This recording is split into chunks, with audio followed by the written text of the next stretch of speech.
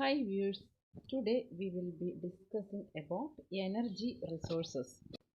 Already discussed about forest resources, water resources, mineral resources and food resources. Now we will be discussing about energy resources. Energy is a primary input for almost all economic activities and is therefore vital for improvement in quality of life.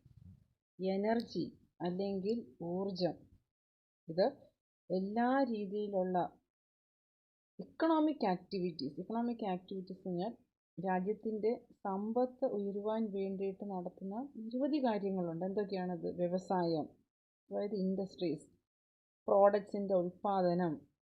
അപ്പോൾ ഇത്തരത്തിലുള്ള വ്യാവസായികമായിട്ടുള്ള ആവശ്യങ്ങൾ, അതിനു വേണ്ടിയിട്ട് ഇത്തരത്തിലുള്ള വ്യവസായങ്ങൾ കൊണ്ടാണല്ലോ രാജ്യത്ത് സമ്പത്തൊക്കെ ഉണ്ടാകുന്നത്. പിന്നീട് കാർഷിക ആവശ്യങ്ങൾ. അപ്പോൾ ഇങ്ങനെയുള്ള ഇക്കണോമിക് ആക്ടിവിറ്റീസിനൊക്കെ എനർജി ആവശ്യമാണ്. And is therefore vital four improvement in quality of life. അപ്പോൾ മനുഷ്യരുടെ ഒരു ലൈഫ് സ്റ്റൈൽ, ജീവിത രീതി, അതിൻ്റെ ക്വാളിറ്റി ഉയർത്തുവാൻ വേണ്ടിയിട്ട്, മികച്ചതാക്കുവാൻ വേണ്ടിയിട്ട് വളരെ പ്രധാനപ്പെട്ട ഒരു പങ്കാണ് energy റിസോഴ്സസിനുള്ളത്. It is used in sectors such as industry, commerce, transport, telecommunication, wide range of agriculture and household services. ഇത് ഏതൊക്കെ മേഖലകളിലാണ് എനർജി പല രീതിയിൽ ഉപയോഗിക്കുന്നത് നമുക്ക് നോക്കാം. ഇൻഡസ്ട്രി, വ്യാവസായികമായിട്ടുള്ള ആവശ്യങ്ങൾക്ക് വേണ്ടിയിട്ട്. കൊമേഴ്സ്, ട്രാൻസ്പോർട്ട്, ഇവിടെ ഇൻഡസ്ട്രി, കൊമേഴ്സ് എന്ന് പറഞ്ഞാൽ ഏകദേശം റിലേറ്റഡ് ആണ്. അത് രണ്ടും വ്യാവസായികമായിട്ട് ഉള്ള ആവശ്യങ്ങൾ തന്നെയാണ്. അടുത്തതായി ട്രാൻസ്പോർട്ട്, വാഹനങ്ങൾ ഓടണമെന്നുണ്ടെങ്കിൽ അതിനും എനർജി വേണം. ഫ്യൂവലാണ് നമ്മൾ അതിന് വേണ്ടിയിട്ട് ഉപയോഗിക്കുന്നത്. അടുത്തത് ടെലികമ്മ്യൂണിക്കേഷൻ, നമ്മുടെ വാർത്താവിനിമയം എല്ലാം തന്നെയും എനർജി റിസോഴ്സസിൻ്റെ അടിസ്ഥാനത്തിലാണ് പ്രവർത്തിക്കുന്നത്. അടുത്തത് അഗ്രികൾച്ചറിലും കൃഷി സംബന്ധമായിട്ടുള്ള കാര്യങ്ങൾക്കും പല ആവശ്യങ്ങൾക്കും എനർജി റിസോഴ്സസ് ഉപയോഗിക്കേണ്ടി വരുന്നു. അടുത്തതായി ഹൗസ് ഹോൾഡ് സർവീസസ്, നമ്മുടെ വീടുകളിലെ പല ഉപകരണങ്ങളും പ്രവർത്തിക്കുന്നത് ഇലക്ട്രിസിറ്റിയിലൂടെയാണ്. ഇലക്ട്രിസിറ്റി എന്ന് പറഞ്ഞാൽ എനർജിയുടെ ഒരു രൂപാന്തരമാണ്. അപ്പോൾ ഇത്തരത്തിൽ പല മേഖലകളിലും എനർജി റിസോഴ്സസ് ഏറ്റവും അത്യാവശ്യമാണ്. അതാണ് നേരത്തെ പറഞ്ഞത്, അത് മനുഷ്യരുടെ ജീവിത നിലവാരത്തിനെ തന്നെ ഉയർത്തുന്നു. Presently, the needs of energy arise in a very large number of application. ഈ പറഞ്ഞത് കൂടാതെ പല തരത്തിലുള്ള ആവശ്യങ്ങൾക്ക് വേണ്ടിയിട്ട്, ആപ്ലിക്കേഷൻ എന്ന് പറഞ്ഞാൽ പല ആവശ്യങ്ങൾക്ക് വേണ്ടിയിട്ട് എനർജി ഉപയോഗിക്കുന്നുണ്ട്, ഊർജം ഉപയോഗിക്കുന്നുണ്ട്. അത് ഏതൊക്കെയാണെന്ന് നമുക്ക് നോക്കാം. ഇനി പല കാര്യങ്ങൾക്ക് വേണ്ടിയിട്ട് എനർജി നമ്മൾ ഉപയോഗിക്കുന്നെന്ന് പറഞ്ഞല്ലോ. അതിനകത്ത് ഏറ്റവും പ്രധാനപ്പെട്ട കുറച്ച് നോക്കാം. വളരെയേറെയാണ് എനർജി ഉപയോഗിക്കുന്ന മേഖലകൾ, എങ്കിലും പ്രധാനപ്പെട്ടവ നമുക്കൊന്ന് നോക്കാം. ഇൻ പവർ പ്ലാന്റ്സ് എന്ന് പറഞ്ഞാൽ ഇലക്ട്രിസിറ്റി ഉൽപ്പാദനത്തിന് വേണ്ടിയിട്ട്, അത് വെള്ളത്തിൽ നിന്നും ഫോം ചെയ്യുന്ന എനർജിയാണ് നമ്മൾ പവർ പ്ലാന്റ്സിൽ ഉപയോഗിക്കുന്നത്. അടുത്തതായി in transportation, to propel automobiles, trains, ships et cetera. Transportation എന്ന് പറഞ്ഞാൽ വാഹനങ്ങളുടെ അല്ലെങ്കിൽ ഗതാഗതത്തിൻ്റെ കാര്യത്തിലും എനർജി റിസോഴ്സസ് വേണം. നമുക്കറിയാമല്ലോ, പെട്രോളോ ഡീസലോ ഒഴിച്ചെങ്കിൽ മാത്രമേ വണ്ടി മുന്നോട്ട് പോവുകയുള്ളൂ. അപ്പോൾ ഓട്ടോമൊബൈൽസിലാണെങ്കിലും ട്രെയിനിലാണെങ്കിലും ഷിപ്പിലാണെങ്കിലും എവിടെയാണെങ്കിലും ഏതൊരു ഗതാഗത മാർഗത്തിലാണെങ്കിലും ശരി തന്നെയും എനർജി ആവശ്യമാണ്. അടുത്തതായി in space technology, to propel rockets, spacecraft, satellites etcetera. ഇനി സ്പേസ് ടെക്നോളജിയിലാണെങ്കിലും റോക്കറ്റ്സ്, സ്പേസ് ക്രാഫ്റ്റ്, സാറ്റലൈറ്റ് ഇവ മുന്നോട്ട് പോകുവാനും, ടു പ്രൊപ്പൽ എന്ന് പറഞ്ഞാൽ മുമ്പോട്ട് മൂവ് ചെയ്യുക എന്നുള്ള അർത്ഥത്തിലാണ് അത് പറഞ്ഞിരിക്കുന്നത്. മുമ്പോട്ട് മൂവ് ചെയ്യുവാനും എനർജി ആവശ്യമാണ്. അടുത്തതായി in military uses to propel missiles, tanks, weapons etcetera. അടുത്തതായി സൈനിക ആവശ്യങ്ങൾക്ക് വേണ്ടിയിട്ട് മിസൈൽസ്, ടാങ്ക്സ്, വെപ്പൺസ് ഒക്കെ ഉപയോഗിക്കാറുണ്ടല്ലോ. അപ്പോൾ അവയും മുന്നോട്ട് പോകണമെന്നുണ്ടെങ്കിൽ, അതായത് മിസൈലായാലും ടാങ്കുകളായാലും വെപ്പൺസ് ആണെങ്കിലും മുന്നോട്ട് പോകണമെന്നുണ്ടെങ്കിൽ എനർജി ആവശ്യമാണ്.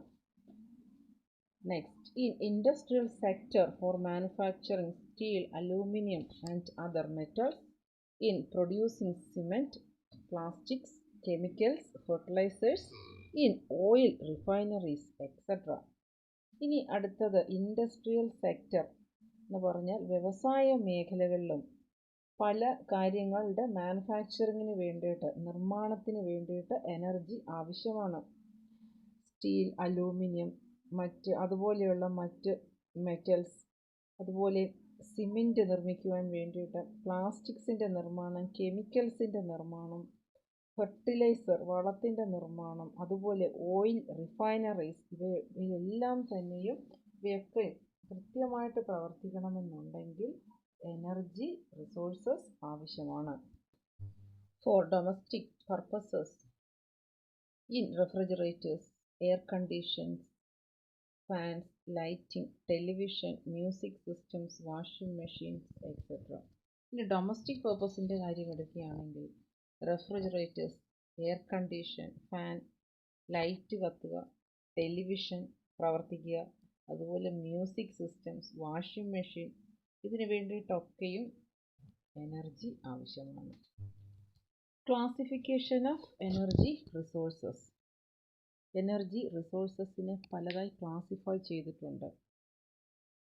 പല ഫാക്ടേഴ്സിൻ്റെ അടിസ്ഥാനത്തിലാണ് എനർജി റിസോഴ്സസിനെ ക്ലാസിഫൈ ചെയ്തിരിക്കുന്നത്. On the basis of availability, energy resources can be classified into primary energy resources and secondary energy resources.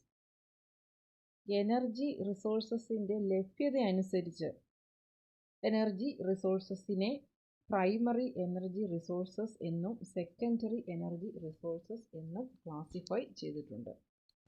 Primary energy resources.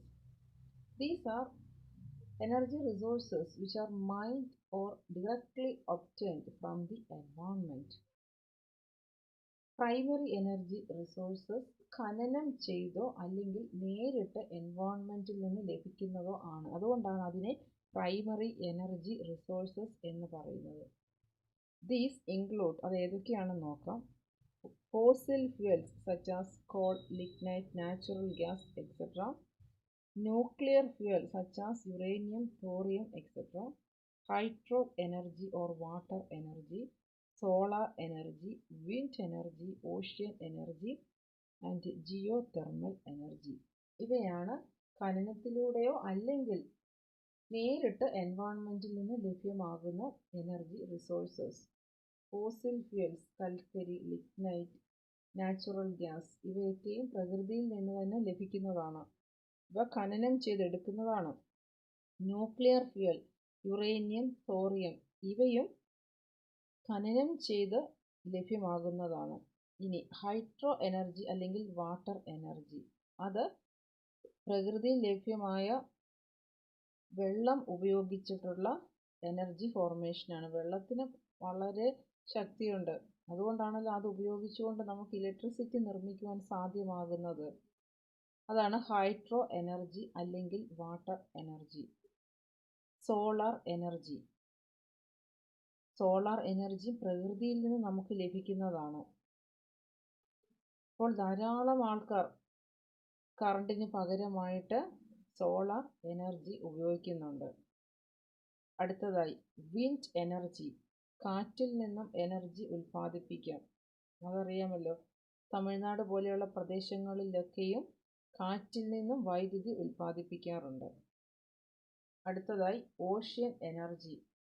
തിരമാലകളിൽ നിന്നും പല തരത്തിലും ഇപ്പോൾ പല രാജ്യങ്ങളും എനർജി ഫോം ചെയ്യുന്ന പല ടെക്നോളജിയും കണ്ടുപിടിച്ചിട്ടുണ്ട്. അതാണ് ഓഷ്യൻ എനർജി. അടുത്തതായി geothermal energy. Geothermal energy എന്ന് പറഞ്ഞാൽ ഭൂമിയുടെ അടിത്തട്ടിൽ വളരെയധികം ടെമ്പറേച്ചർ കൂടുതലാണ്. അതിനെ ഉപയോഗപ്പെടുത്തുന്നതിനെയാണ് ജിയോ തെർമൽ എനർജി എന്ന് പറയുന്നത്.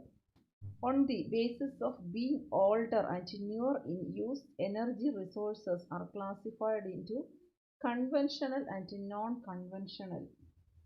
Conventional energy resources include fossil fuel, hydroelectric power, and nuclear energy. Non-conventional energy resources include solar, wind, geothermal, ocean, biomass, and hydrogen energy.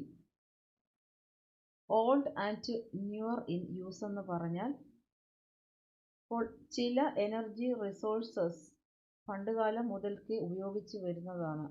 അന്ന് പുതിയ പുതിയ എനർജി റിസോഴ്സസിനെ കുറിച്ച് ആൾക്കാർക്ക് അറിവില്ലായിരുന്നു. അത്തരത്തിലുള്ള എനർജി റിസോഴ്സസിനെയാണ് കൺവെൻഷണൽ എന്ന് പറയുന്നത്. പിന്നീട് പല പുതിയ രീതിയിലുള്ള എനർജി റിസോഴ്സസും കണ്ടുപിടിക്കുകയും അതിനെ ഉപയോഗിക്കുകയും ചെയ്തു. അത്തരത്തിലുള്ളവയാണ് നോൺ കൺവെൻഷണൽ. കൺവെൻഷണൽ എനർജി റിസോഴ്സസിനകത്ത് വരുന്നതാണ് ഫോസിൽ ഫ്യൂവൽ. ഫോസിൽ ഫ്യൂവൽ എന്ന് പറഞ്ഞാൽ പെട്രോൾ, ഡീസൽ എന്നിവയൊക്കെ. ഹൈഡ്രോ ഇലക്ട്രിക് പവർ, വെള്ളത്തിൽ നിന്നും വൈദ്യുതി ഉൽപ്പാദിപ്പിക്കുന്നതിനെയാണ് ഹൈഡ്രോ ഇലക്ട്രിക് പവർ. പിന്നീട് ന്യൂക്ലിയർ എനർജി, ഇവയൊക്കെയും കൺവെൻഷണൽ ആയിട്ടുള്ളതാണ്. പണ്ടുകാലം മുതലേ ഉള്ള എനർജി റിസോഴ്സസ് ആണ്. പിന്നീടാണ് മറ്റു പലതിനെയും എനർജി റിസോഴ്സസ് ആയിട്ട് ഉപയോഗിക്കാമെന്ന് കണ്ടത്. അവയാണ് സോളാർ, സൂര്യപ്രകാശത്തിൽ നിന്നും കറണ്ട് ഉൽപ്പാദിപ്പിക്കാം എന്നുള്ളത് കണ്ടുപിടിച്ചത്. അതുപോലെ വിൻഡ് എനർജി, കാറ്റിൽ നിന്നും കറണ്ട് ഉൽപ്പാദിപ്പിക്കാം. അതുപോലെ ജിയോ തെർമൽ, ഭൂമിയുടെ അടിത്തട്ടിലെ ടെമ്പറേച്ചർ, അതും എനർജിയുടെ ഒരു സോഴ്സാണ്.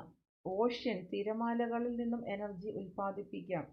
പിന്നീട് ബയോമാസ് എന്ന് പറഞ്ഞാൽ ജൈവ മാലിന്യങ്ങളിൽ നിന്നും എനർജി ഉൽപ്പാദിപ്പിക്കാം. അപ്പോൾ ജൈവ മാലിന്യമൊക്കെ ഉപയോഗിച്ചുകൊണ്ട് പാചകവാതകങ്ങളൊക്കെയും നിർമ്മിക്കാറുണ്ട്.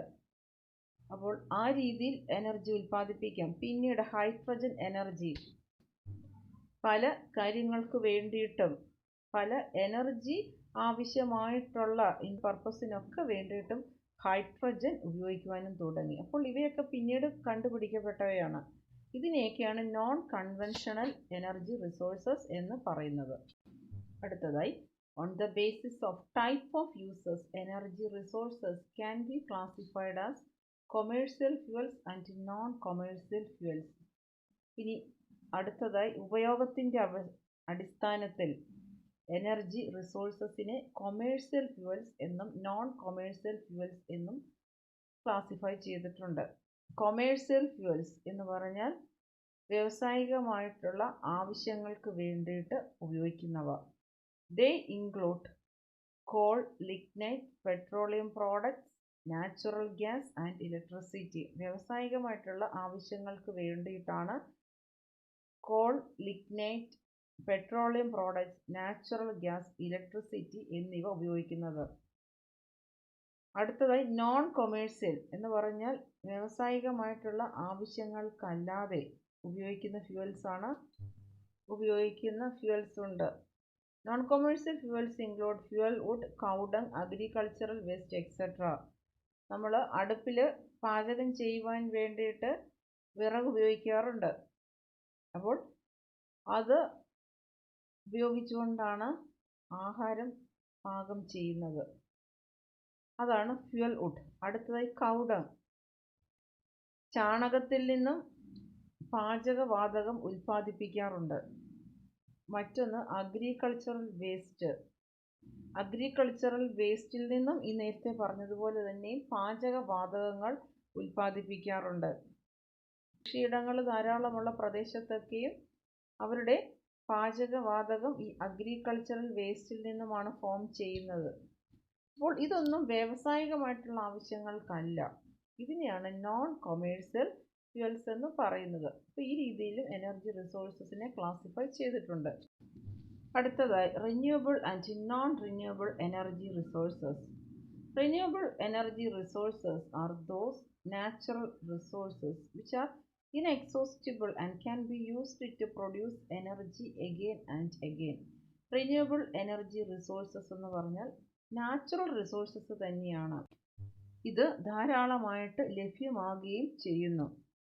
ഇത്തരത്തിലുള്ള എനർജി റിസോഴ്സസ് വീണ്ടും വീണ്ടും ഉൽപ്പാദിപ്പിക്കപ്പെടുന്നു. ഇവ അളവില്ലാതെ പ്രകൃതി ലഭ്യമാകുകയും ചെയ്യുന്നുണ്ട്. അതെന്തൊക്കെയാണ്? Solar, wind, water, geothermal ഇവയെല്ലാം അൺലിമിറ്റഡ് ആയിട്ട് പ്രകൃതി ലഭ്യമാകുന്ന എനർജി റിസോഴ്സസ് ആണ്. സോളാർ എനർജി സൂര്യപ്രകാശത്തിൽ നിന്ന് വൈദ്യുതി ഉൽപ്പാദിപ്പിക്കുന്നു. അപ്പോൾ സോളാർ എനർജി അൺലിമിറ്റഡ് ആയിട്ട് നമുക്ക് ലഭ്യമാണ്. വിൻഡ് കാറ്റിൽ നിന്നും വൈദ്യുതി ഉൽപ്പാദിപ്പിക്കുന്നു, അതും അൺലിമിറ്റഡ് ആണ്. അതുപോലെ വെള്ളം, ജിയോ തെർമൽ ഇവയൊക്കെ അൺലിമിറ്റഡ് ആയതുകൊണ്ട് ഇവയിൽ നിന്ന് ഉൽപ്പാദിപ്പിക്കുന്ന എനർജി റിസോഴ്സസിനെ നമ്മൾ റിന്യൂവബിൾ എനർജി റിസോഴ്സസ് എന്ന് പറയുന്നു. അടുത്തതായി non-renewable energy resources are those natural resources which are exhaustible and cannot be replaced once they are used. Non-renewable energy resources എന്ന് പറഞ്ഞാൽ നാച്ചുറൽ റിസോഴ്സസ് തന്നെയാണ്. പക്ഷെ റിന്യൂവബിൾ റിസോഴ്സസ് പോലെ ഉപയോഗിച്ച് കഴിഞ്ഞാലും അൺലിമിറ്റഡ് ആയിട്ട് അവ കാണപ്പെടുന്നില്ല. ഇപ്പോൾ പെട്രോൾ, ഡീസൽ എന്നിവയൊക്കെയും അത്തരത്തിലുള്ളവയാണ്. അത് ഫോസിൽ ഫ്യൂവൽസ് ആയിട്ടാണ് അറിയപ്പെടുന്നത്. അവയെ ഉപയോഗിക്കും തോറും അതിൻ്റെ അളവ് കുറഞ്ഞാണ് കാണപ്പെടുന്നത്. These are available in limited amount and develop along A long period. ഇത്തരത്തിലുള്ള നോൺ റിന്യൂവബിൾ എനർജി റിസോഴ്സസ് വളരെ ലിമിറ്റഡ് ആയിട്ടാണ് കാണപ്പെടുന്നതും അതുപോലെ തന്നെ വളരെ കാലമെടുത്താണ് ഈ നോൺ റിന്യൂവബിൾ റിസോഴ്സസ് ഡെവലപ്പ് ചെയ്യപ്പെട്ടത്. നേരത്തെ പറഞ്ഞ ഫോസിൽ ഫ്യൂവൽസ് അവ വളരെ കാലങ്ങളെടുത്താണ് അത് ഫോം ചെയ്തത്. അവയൊക്കെ തന്നെ വളരെ ലിമിറ്റഡ് എമൗണ്ടിലാണ് ഇപ്പോൾ കാണപ്പെടുന്നതും. അതുപോലെ മറ്റൊന്നാണ് ന്യൂക്ലിയർ പവർ. അതും ഖനനം ചെയ്തിട്ടാണ് ഈ പറഞ്ഞ യുറേനിയം, തോറിയം എന്നിവയൊക്കെയും ലഭ്യമായിട്ടുള്ളത്. അവയും ലിമിറ്റഡ് എമൗണ്ടിലാണ് കാണപ്പെടുന്നത്. അപ്പോൾ ഇത്തരത്തിലും എനർജി റിസോഴ്സസിനെ ക്ലാസിഫൈ ചെയ്തിരിക്കുന്നു. അടുത്തതായി alternative sources of energy. Alternative sources of energy എന്ന് പറഞ്ഞാൽ നമ്മൾ മുൻപ് മനസ്സിലാക്കിയിട്ടുള്ള എനർജി റിസോഴ്സസിനൊക്കെയും പകരമായിട്ടോ അല്ലെങ്കിൽ അതിന് തുല്യമായിട്ടോ ഒക്കെ ഉപയോഗിക്കാവുന്ന എനർജി സോഴ്സസ് ആണ് alternative sources of energy. Wind power. This is another alternative source of energy available in open coastal areas waiting to be tapped. Wind power എന്ന് പറഞ്ഞാൽ തീരപ്രദേശങ്ങളിൽ ധാരാളം കാറ്റ് ലഭ്യമാകാറുണ്ടല്ലോ. അപ്പോൾ അതിനെ ഒരു എനർജി ഫോമിലേക്ക് കൊണ്ടുവരിക, അതിനെ എങ്ങനെയെങ്കിലും പ്രയോജനപ്പെടുത്തുക എന്നുള്ളതാണ് വിൻഡ് പവർ എന്നുകൊണ്ട് ഇവിടെ ഉദ്ദേശിക്കുന്നത്. അതിനെക്കുറിച്ചുള്ള പഠനങ്ങൾ നടന്നുകൊണ്ടിരിക്കുന്നതേ ഉള്ളൂ. അതാണ് വെയിറ്റിംഗ് ടു ബി ടാപ്ഡ്. ആ വിൻഡ് പവറിനെ പ്രയോജനപ്പെടുത്തുവാനായിട്ടുള്ള കാര്യങ്ങൾ നടന്നുകൊണ്ടിരിക്കുന്നതേ ഉള്ളൂ. പഠനം ഇപ്പോഴും നടക്കുന്നു. അത് ഉപയോഗിക്കപ്പെടുകയാണെങ്കിൽ വളരെ നല്ലതായിരിക്കും. മുൻപ് നമ്മൾ കണ്ട എനർജി റിസോഴ്സസ് ഉണ്ടല്ലോ, അവയ്ക്കൊക്കെ പകരമായിട്ട് ഇതിനെ ഉപയോഗിക്കാം. അതാണ്. അടുത്തതായി solar energy. Solar energy can be used to attain high temperatures. നേരത്തെയും പറഞ്ഞതാണ് സോളാർ എനർജിയെ കുറിച്ച്. പക്ഷെ അതത്ര വ്യാപകമായിട്ട് ഇപ്പോഴും ഉപയോഗിക്കുന്നില്ല. അപ്പോൾ സോളാർ എനർജി ഒരു ഓൾട്ടർനേറ്റീവ് സോഴ്സ് ആയിട്ട് ഉപയോഗിക്കണം. അതിൻ്റെ ഒരു വലിയ കൂടിയ ടെമ്പറേച്ചർ, സൂര്യപ്രകാശത്തിൻ്റെ കൂടിയ ടെമ്പറേച്ചർ ഉപയോഗിച്ചുകൊണ്ട് ഇനിയും പല രീതിയിലുള്ള ഇൻഡസ്ട്രിയൽ പർപ്പസിന് വേണ്ടിയിട്ടാണെങ്കിലും ഹൗസ് ഹോൾഡ് പർപ്പസിന് വേണ്ടിയിട്ടാണെങ്കിലും ഉപയോഗിക്കേണ്ടതായിട്ടുണ്ട്. അപ്പോൾ അതൊരു ഓൾട്ടർനേറ്റീവ് സോഴ്സ് ആയിട്ടാണ് കരുതപ്പെടുന്നത്. കറണ്ടിന് പകരമായിട്ടൊക്കെയും സോളാർ എനർജി ഉപയോഗിക്കാം. അടുത്തതായി biomass energy. It is formed from the waste such as slurry waste from kitchen and vegetable waste. Biomass energy പാചകവാതകത്തിന് പകരമായിട്ട് ഉപയോഗിക്കുന്നതാണ്. ഇത് കിച്ചണിൽ നിന്നുള്ള സ്ലറി വേസ്റ്റിൽ നിന്നും ഈ പാചകവാതകം ഫോം ചെയ്യാം. സ്ലറി വേസ്റ്റ് എന്ന് പറഞ്ഞാൽ കിച്ചണിൽ നിന്നും വരുന്ന അഴുക്ക് വെള്ളത്തിൽ നിന്നും, അതാണ് സ്ലറി വേസ്റ്റ്. അതുപോലെ തന്നെ വെജിറ്റബിൾ വേസ്റ്റ്, പച്ചക്കറികളൊക്കെ അരിഞ്ഞു കഴിയുമ്പോൾ അതിൻ്റെ തൊലിയ, അരിയ ഇതൊക്കെ ബാക്കി വരാറുണ്ടല്ലോ, അതാണ് വെജിറ്റബിൾ വേസ്റ്റ്. അപ്പോൾ ഇത്തരത്തിൽ കിച്ചണിൽ നിന്ന് വരുന്ന അഴുക്ക് വെള്ളവും വെജിറ്റബിൾ വേസ്റ്റ് ഒക്കെ ഉപയോഗിച്ചുകൊണ്ട് ബയോഗ്യാസ് നിർമ്മിക്കാം, പാചകവാതകം നിർമ്മിക്കാം. അതിനെയാണ് ബയോമാസ് എനർജി എന്ന് പറയുന്നത്. അപ്പോൾ വളരെ വില കൊടുത്ത് പാചകവാതകം വാങ്ങിക്കേണ്ട, അതിന് ഓൾട്ടർനേറ്റീവായിട്ട്, അതിന് പകരമായിട്ട് ഈ ബയോമാസ് എനർജി ഉപയോഗിക്കാം. അടുത്തതായി gravitational power. It is another alternative source of energy it to be tapped for practical applications. Gravitational power, ഭൂമിയുടെ ഗ്രാവിറ്റേഷണൽ ഫോഴ്സ്, ആ ഒരു തത്വം ഉപയോഗിച്ചുകൊണ്ടും എനർജി ഫോം ചെയ്യാം എന്നാണ് പറയപ്പെടുന്നത്. പക്ഷേ അതിനെക്കുറിച്ചും പഠനങ്ങൾ നടന്നുകൊണ്ടിരിക്കുന്നതേ ഉള്ളൂ. പ്രായോഗികമായിട്ടിത് അപ്ലൈ ചെയ്യേണ്ടുന്നത് എങ്ങനെയാണ് എന്നുള്ളതിനെക്കുറിച്ചുള്ള പഠനം നടന്നുകൊണ്ടിരിക്കുന്നതേ ഉള്ളൂ. അടുത്തതായി wave energy. This can be good source of mechanical energy. Wave energy എന്ന് പറഞ്ഞാൽ തിരമാലകളിൽ നിന്നും ഉൽപ്പാദിപ്പിക്കുന്ന എനർജി, അതിനെ ഒരു മെക്കാനിക്കൽ എനർജി ആയിട്ട് മാറ്റാം എന്നാണ് കരുതപ്പെടുന്നത്. ഇതിനും വളരെയധികം പഠനങ്ങൾ നടന്നുകൊണ്ടിരിക്കുന്നതേ ഉള്ളൂ. അപ്പോൾ ഇവയൊക്കെയും വില കൂടിയ ഇലക്ട്രിസിറ്റി, പാചകവാതകം എന്നിവയ്ക്കൊക്കെ പകരമായിട്ട് ഉപയോഗിക്കാവുന്ന സോഴ്സസ് ഓഫ് എനർജിയാണ്. അതുകൊണ്ടാണ് ഇവയെ ഓൾട്ടർനേറ്റീവ് സോഴ്സസ് ഓഫ് എനർജി എന്ന് പറയുന്നത്.